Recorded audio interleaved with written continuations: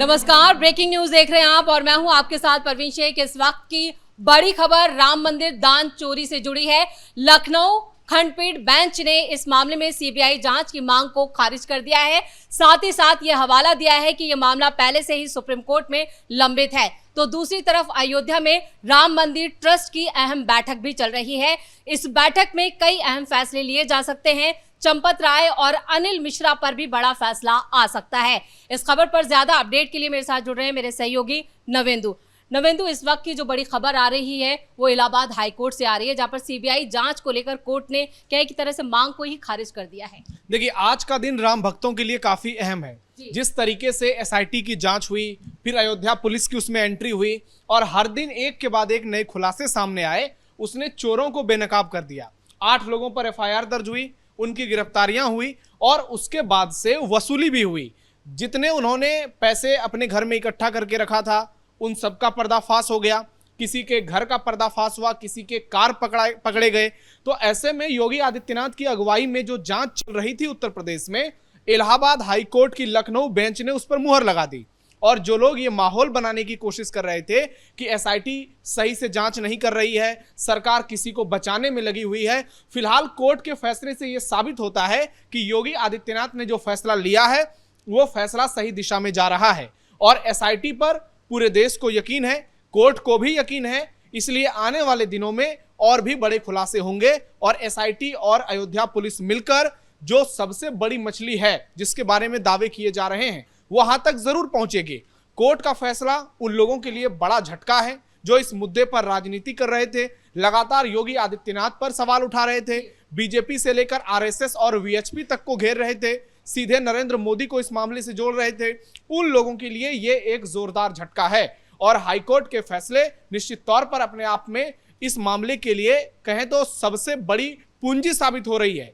क्योंकि मामला supreme court में एक तरफ है, सुप्रीम कोर्ट ने तत्काल सुनवाई से इनकार किया है।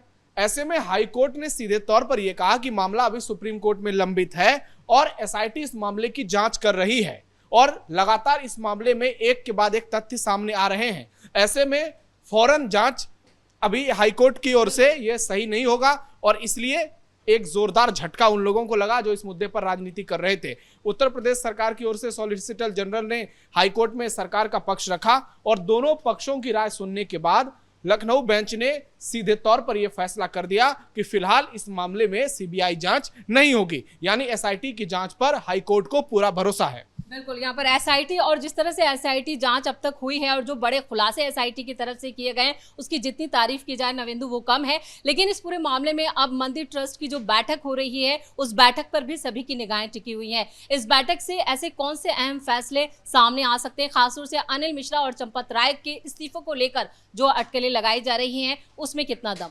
देखिए, बैठक शुरू हो चुकी है और राम मंदिर परिसर में यह बैठक हो रही है। पहले कहा जा रहा था कि दास राम छावनी में यह बैठक होगी, लेकिन फैसला बदला गया और बाद में यह तय किया गया कि राम मंदिर परिसर में ही बैठक होगी। लेकिन बैठक से पहले एक बड़ा बयान सामने आया है।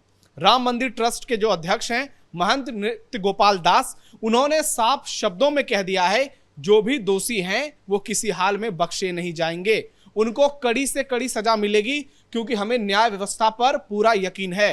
राम मंदिर ट्रस्ट के अध्यक्ष ने सीधे तौर पर कहा है कि हमें देश के प्रधानमंत्री नरेंद्र मोदी और उत्तर प्रदेश के सीएम योगी आदित्यनाथ पर पूरा भरोसा है। हालांकि चिट्ठी भी काफी वायरल हो रही है सोशल मीडिया पर भी। निश्चित तौर पर ये वही चिट्ठी है, इसमें साफ साफ लिखा गया है जो उन्होंने बात कही है और उनके बयान अपने आप में इस बात को प्रमाणित कर रहे हैं कि ये जो चोरी का मुद्दा है, विपक्ष जो इस पर राजनीति कर रहा है, सरकार को कटघरे में जो खड़ा कर रहा है, उस बात को अब देश की जनता समझने लगी है। और नृत्य गोपाल दास, उनकी तबीयत बिगड़ी हुई है, पिछले कुछ दिनों से वो अस्वस्थ हैं, इस वजह से आज वो मीटिंग में शामिल नहीं हो पाएंगे। तो ऐसे में उनको वर्चुअली जोड़ा जाएगा, ये देखना दिलचस्प होगा। लेकिन मीटिंग बहुत इंपॉर्टेंट होने जा रही है और मीटिंग शुरू हो चुकी है जिसकी अध्यक्षता राम मंदिर के कोषाध्यक्ष गोविंद देव गिरी जी कर रहे हैं और इसमें तमाम सदस्य शामिल हो रहे हैं, जबकि चंपत राय और अनिल मिश्रा भी इस बैठक में मौजूद हैं।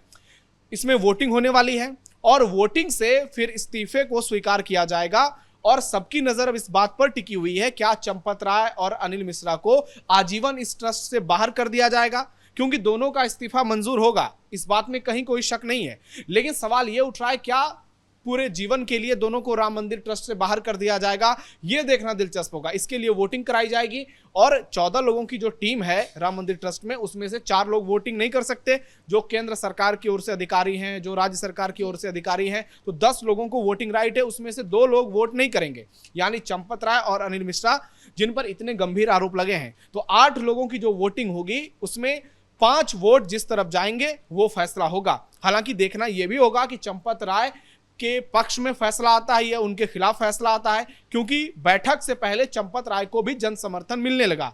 अयोध्या के साधु संत भी उनका समर्थन करने लगे और एक बड़ा तबका है जो इस बात की गवाही दे रहा है कि चंपत राय जब तक इस मामले में दोषी करार न हो जाए, अभी उन पर इतनी बड़ी बड़ी बातें करना सही नहीं है, क्योंकि राम मंदिर के लिए उन्होंने अपनी पूरी जिंदगी दांव पर लगा दी।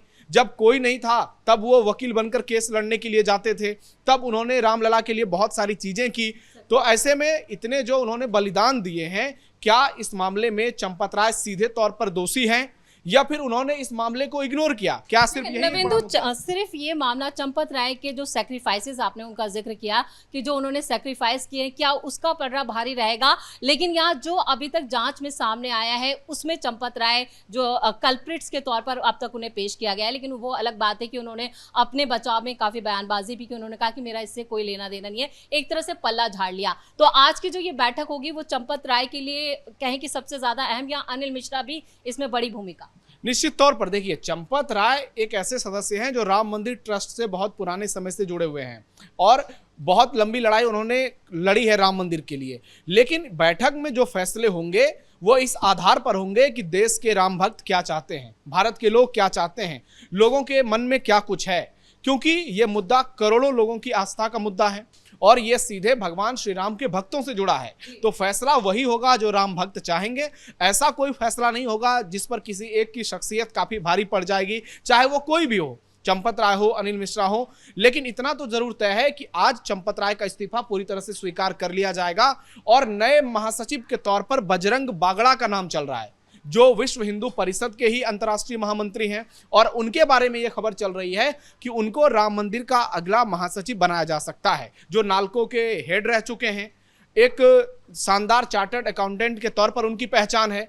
तो क्या वो अब चंपत राय की जगह लेंगे? अगले कुछ मिनटों में यह साफ हो जाएगा। लेकिन इससे साफ साफ यही समझा जा सकता है कि राम मंदिर में बदलाव तो देखने को मिलेंगे। अब ये बदलाव कितने बड़े पैमाने पर होगा ये बहुत जल्द क्लियर हो जाएगा।